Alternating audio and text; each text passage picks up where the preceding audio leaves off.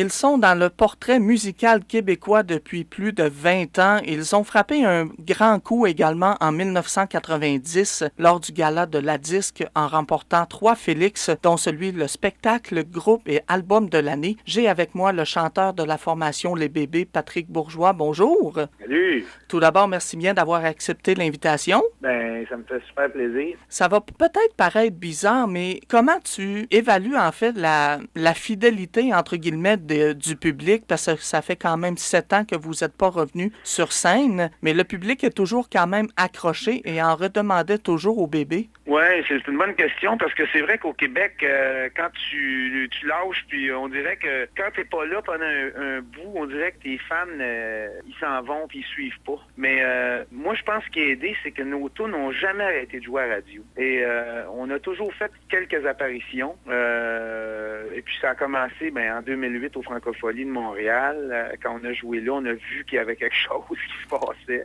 On dit entre 10 000 et 20 000 personnes à chaque représentation. Oui, il y a pas mal de monde. Je les ai pas comptés, mais je sais qu'il y a pas mal de monde. Ça marche super bien. On a la génération qui nous suivait, si tu veux, nos fans d'époque. Puis, il y a une nouvelle génération aujourd'hui. Je pense que c'est des plus jeunes qui avaient peut-être 7-8 ans qui venaient nous voir et aujourd'hui qui ont 20 ans de plus et sont présents puis sont très nombreux à nos shows. Et il y a beaucoup de gars aussi, ce qu'on voyait moins à l'époque. OK. Ils ont fait leur coming out, puis là, les bébés, il y a ça, puis ils le disent haut et fort. Je pense que c'est ça. Il y a un engouement. Écoute, sais-tu, en anglais, on appelle ça du comfort music. OK. Est-ce que c'est ce sentiment de réconfort en écoutant des tunes qu'on écoutait quand on était jeune? Je peux pas mettre le doigt dessus. C'est un peu dur à évaluer tout ça parce que ça va vite depuis un bout, là. Mais sincèrement, on est bien heureux de ça. Est-ce que la tournée qui soulignait, si on veut, le 20e anniversaire de la formation n'a pas été également un élément déclencheur de ce retour éventuellement des bébés? Oui, tout à fait, parce que nous autres, c'est la scène qui définit le groupe.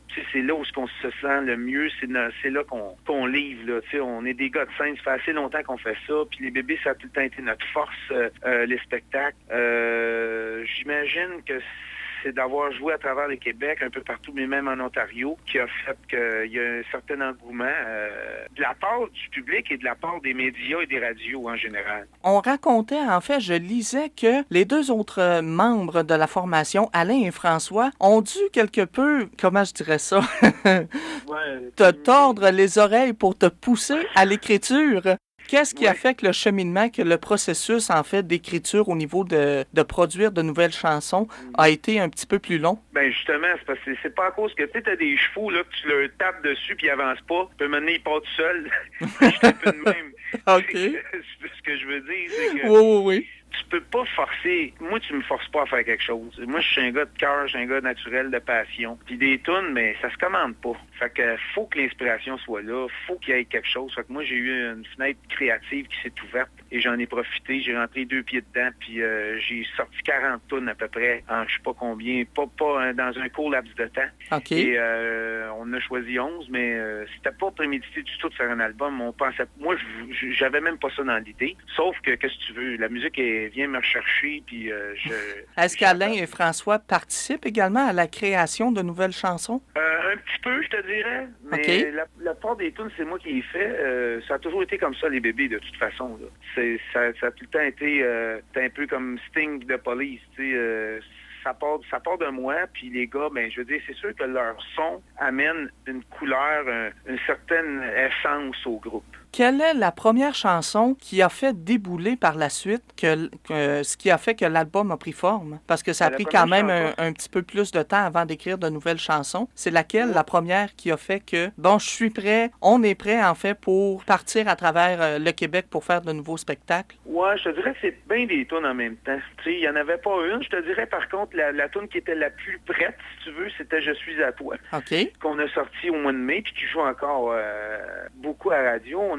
on a été dans le top 5, dans le top 5, puis on a été numéro 1 top adulte pendant 3 semaines, je pense. Fait que cette tune-là, c'est sûr qu'elle nous a donné du vent, nous a mis du vent dans nos voiles. Et tantôt, en ouverture d'entretien, tu as fait mention, en fait, que vous avez acquis un nouveau public parce que vous avez sorti un nouvel album et tout ça. Est-ce que le fait que Fred Saint-Gelais a participé, a co-réalisé l'album, il a écrit la chanson Fou de nous également, Univers, qui a été écrite par Marie-Mé, quelques musiques également. Est-ce que le fait de s'actualiser au niveau musical, entre guillemets, c'était nécessaire d'avoir ces deux personnes-là parce qu'ils sont de génération plus jeune? Ben, je trouve ça intéressant là, qu'on ait des gens d'une génération plus jeune que nous qui travaillent avec nous. Ça devrait être même dans la société en général, je pense. Mais ça n'a pas été calculé du tout. J'ai pas dit ça prend le réalisateur de l'heure pour avoir une cote là, ou Marie-Mé. C'est vraiment un pur hasard. Moi, j'ai rencontré Fred dans un party l'année passée. On a jasé musique, puis on s'est dit hey, on devrait prendre une bière m'amener puis faire une ou deux tunes. Et puis ça a duré 8 mois finalement. On n'a pas pris une bière pendant 8 mois, là. Mais... Puis, veux pas, Marie-Mé, c'est la blonde de Fred. Fait que, ou plutôt Fred, c'est le chum de Marie-Mé. Ouais. puis elle écoutait nos tunes. Elle a trippé au bout. Puis elle avait entendu la tune Univers quand je la faisais être en anglais. La tune, en fait, quand je la chante, quand je fais un démo, je chante à peu près n'importe quoi, mais c'est pas du français. Puis elle a trippé sa tune. Puis j'ai dit, veux-tu faire des paroles? Elle a dit, ça me tente au bout. Fait que finalement, elle a écrit des paroles. Elle a chanté... elle participe également à la chanson. C'est ça, elle a chanté son texte pour me montrer comment le chanter, puis j'ai chanté par-dessus, je trouvais que nos deux voix allaient bien ensemble. Fait que j'ai demandé si ça y tentait de faire juste les bacs vocales, et elle a dit, oui, tout à fait, écoute, elle n'osait même pas me le demander. Ça fait que c'est un pur hasard, finalement, que Marie-Mé et Fred soient là, dans ce projet-là.